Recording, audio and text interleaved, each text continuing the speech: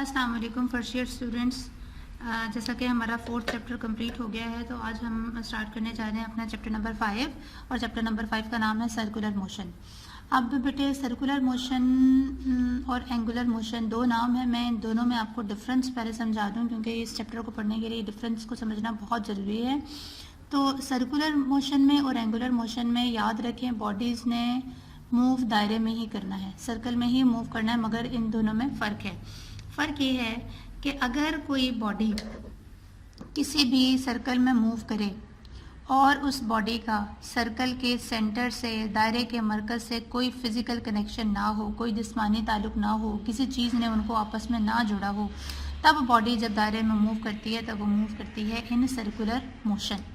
ठीक है, जब कोई बॉडी किसी दायरे में मूव करे और उस बॉडी का इस दायरे के मरकज़ से किसी किस्म का कोई फिजिकल कांटेक्ट ना हो, कोई फिजिकल कनेक्शन ना हो, तो हमारे पास जो बॉडी होती है वो सर्कुलर मोशन में मूव कर रही होती है।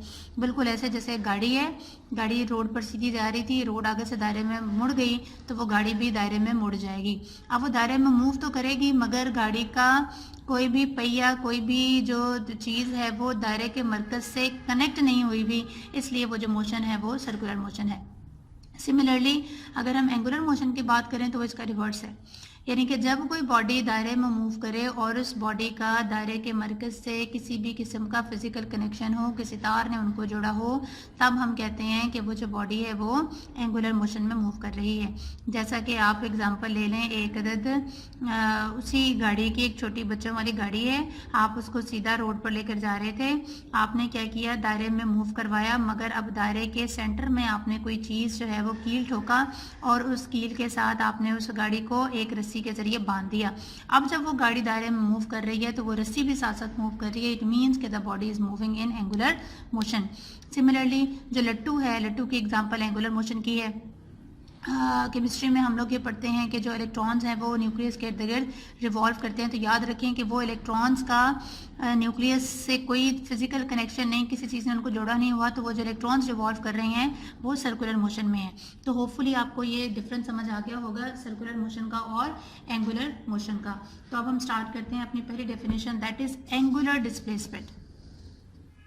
बिल्कुल इसी तरह से जैसे आपने लीनियर डिस्प्लेसमेंट पढ़ा है ना, जैसे आप डी से जाहिर करते हैं, बिल्कुल वैसे ही एंगुलर डिस्प्लेसमेंट होता है।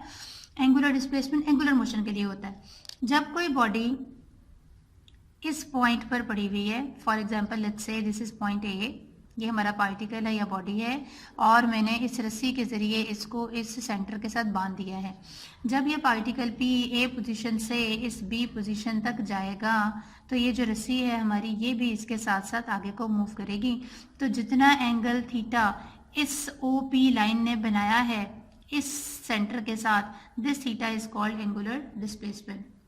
यानी कि एंगुलर डिस्प्लेसमेंट वो एंगल होता है जो दायरे के सेंटर में बनता है जब कोई बॉडी एंगुलर मोशन में मूव करती है from point A to B, तो that angle is called angular displacement. इस एंगुलर डिस्प्लेसमेंट को बेटे हम लोग थीटा से या डेल्टा थीटा से शो करते हैं। अब आ जाते हैं हम इसके यूनिट्स पर। तो याद रखें एंगुलर डिस्प्लेसमेंट के 3 यूनिट्स हैं, रेडियन, डिग्री एंड रेवोल्यूशन, मगर इन तीनों में से जो एसआई यूनिट है वो इसका रेडियन है। इस रेडियन को हम फर्स्ट ईयर के चैप्टर नंबर 1 में बड़ी डिटेल में पढ़ चुके हैं कि रेडियन क्या होता है। तो हम आज डिस्कस करेंगे डिग्री को और रेवोल्यूशन को। डिग्री क्या होती है?